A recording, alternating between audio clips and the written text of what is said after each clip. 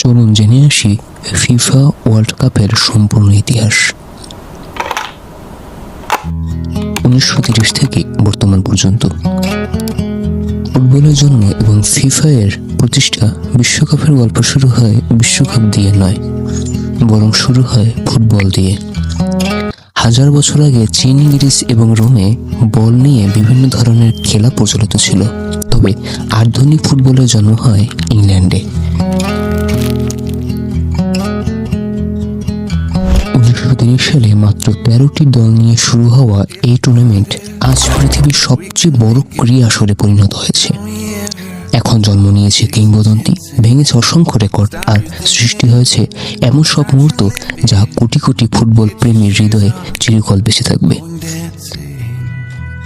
কিন্তু কিভাবে শুরু হয়েছিল এই বিশ্বকাপ? কেন এটি পৃথিবীর সবচেয়ে জনপ্রিয় ক্রীড়া প্রতিযোগিতা? We could solve them.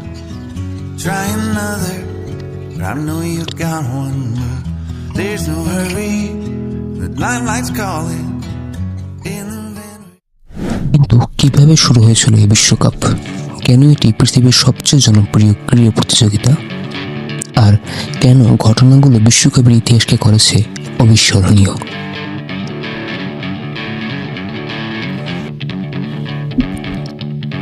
ভাবুন তো, এমন একটি ইভেন্ট যেখানে পুরো পৃথিবী থেমে যায়, যেখানে কয়েক বিলিয়ন মানুষ একই সাথে একটি বলের পেছনে ছুটে চলা 22 জন খেলোয়াড়ের দিকে তাকিয়ে থাকে। একটি গোল, একটি মুহূর্ত, একটি ভুল, আর তাতেই বদলে যেতে পারে একটি দেশের ইতিহাস। এটা ফিফা ওয়ার্ল্ড কাপ। 1863 সালে ইংল্যান্ডে প্রথমবারের মতো ফুটবলের নিয়মকানুন আনুষ্ঠানিকভাবে নির্ধারণ করা হয়।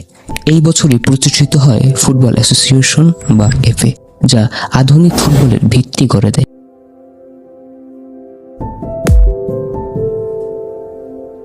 এরপর দ্রুত ইউরোপ এবং বিশ্বের অন্যান্য দেশে ফুটবল জনপ্রিয় হয়ে ওঠে। বিভিন্ন দেশের মধ্যে আন্তর্জাতিক ম্যাচ শুরু হয়, কিন্তু তখনও কোনো বৈশ্বিক টুর্নামেন্ট ছিল না।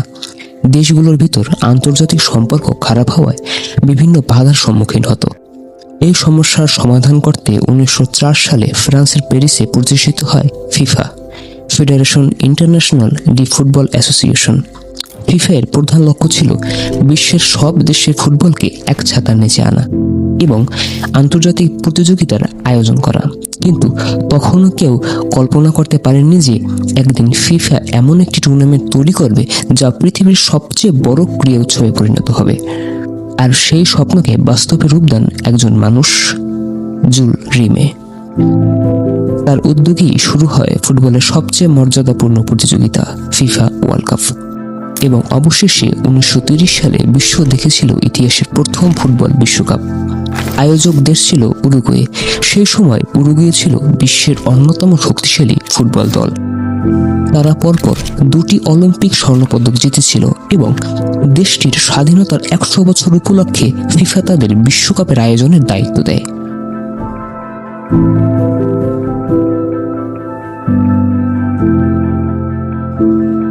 তবে তখন ভ্রমণ ছিল অনেক কঠিন। বিমান ভ্রমণ এতটা সহজ ছিল না, তাই অনেক ইউরোপীয় দেশ দীর্ঘ সমুদ্র যাত্রার কারণে অংশ নিতে চাননি। ফলে দক্ষিণ আমেরিকা থেকে 7টি, ইউরোপ থেকে 4টি এবং উত্তর আমেরিকা থেকে 2টি, মোট 13টি দল অংশগ্রহণ করে। প্রথম বিশ্বকাপে ফাইনালের মুখোমুখি হয় 2 প্রতিবেশী দেশ, উরুগুয়ে এবং আর্জেন্টিনা। স্টেডিয়ামে উপস্থিত ছিল হাজার হাজার দর্শক, আর পুরো দেশ অপেক্ষা করেছিল ইতিহাসের সাক্ষী হওয়ার জন্য। রোমাঞ্চকর সেই ম্যাচে উরুগুয়ে 4-2 গোলে আর্জেন্টিনাকে পরাজিত করে এবং বিশ্বের প্রথম ফিফা ওয়ার্ল্ড কাপ চ্যাম্পিয়ন হওয়ার গৌরব অর্জন করে। এই মুহূর্তে হয়তো কেউ বুঝতে পারেনি, কিন্তু একটি নতুন ইতিহাসের জন্ম হয়ে গিয়েছিল। আর এই ইতিহাসের প্রথম গোল করে ফ্রান্সের খেলোয়াড় লুসিয়েন লরেন্ট মেক্সিকোর বিপক্ষে ম্যাচটিতে। কিন্তু বিশ্বকাপের যাত্রা সবসময় সহজ ছিল না।